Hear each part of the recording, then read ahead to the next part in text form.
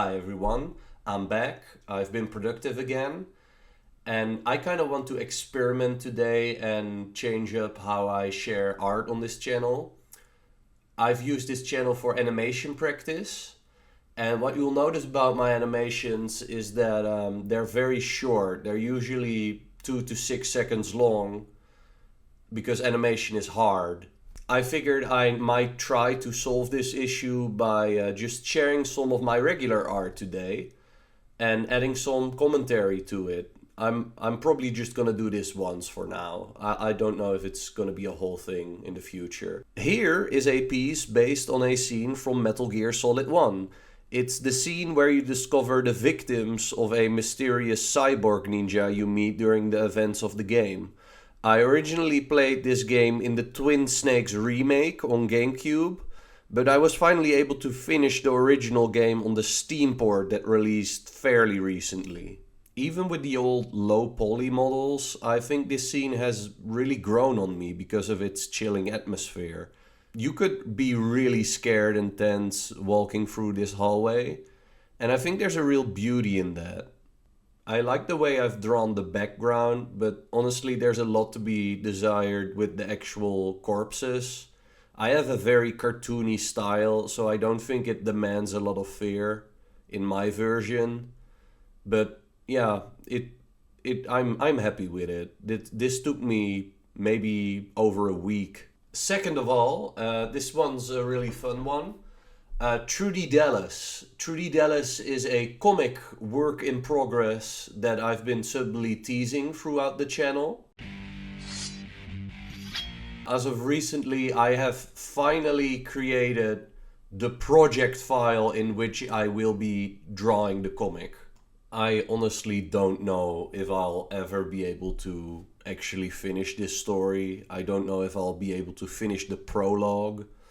But I've just had a lot of fun fantasizing about my own story, and I think that's something that a lot of artists can relate to.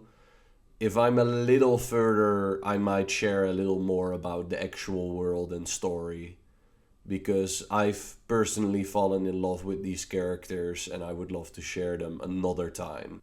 Don't worry, I've made a Google Drive with everything that's going to happen in like the first 6 chapters. All that I have to do is draw forever.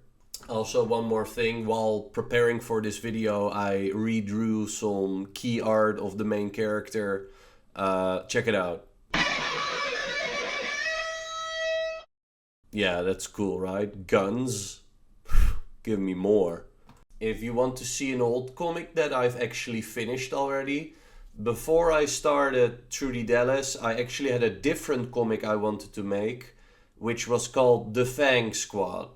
I decided to scrap this comic, but I finished the prologue, and I personally think it works really well as a kind of a short story. It's about two friends who watch a movie after not having seen each other a long time. I'll make sure to post the link of that in the description.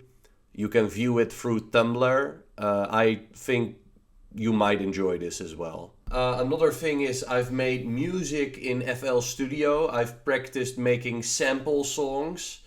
One of these is actually on Spotify right now.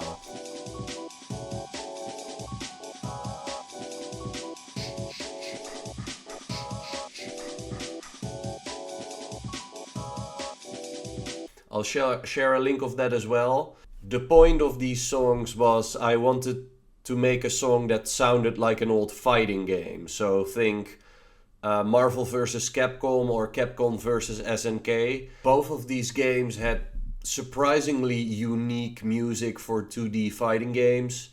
They were always kind of jazzy and floaty and otherworldly. The song that I just showcased right now was Ghost Town Street Fightin', and it was supposed to represent a spooky stage. There are sounds in that song that were used in Silent Hill 2, and that's not illegal or anything because those games used their instruments by taking them from old sample CDs. I've actually seen a really good documentary on YouTube about the history of video game sampling, and this is what inspired me to make music with FL Studio again.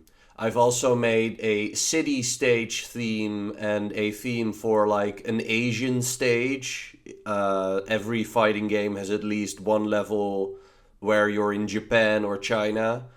And I personally really like these songs, but I think they need a little more work before I put them on Spotify. So this brings me to the last piece of art and the one that I've been most excited to show. I have actually continued to make trading cards. Precocious little sleuths trotting around my little clubhouse on the internet might have noticed this particular video. This video not only tells my relationship with the Final Fantasy franchise, but it also documents how I found an incredibly rewarding art form to put energy into, which I still practice today. I went ahead and I also bought this little album. So without further ado, I'm just going to show you the cards that I've made. Here we have the Final Fantasy cards I showed in the original. They're nice and snug in my little album. I've made new cards since. Chocobo and Moogle, Cactuar, both of those were in the original video. I've also added Asura. You'll meet her in Final Fantasy 4, I believe.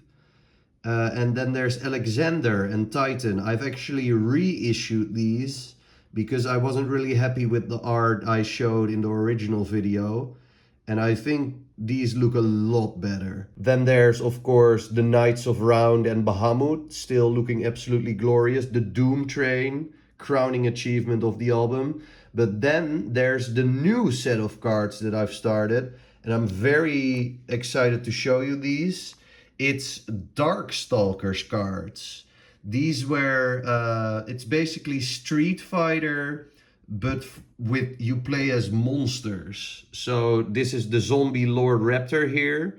You have the monster hunter Donovan Bane right here, and his little companion Anita.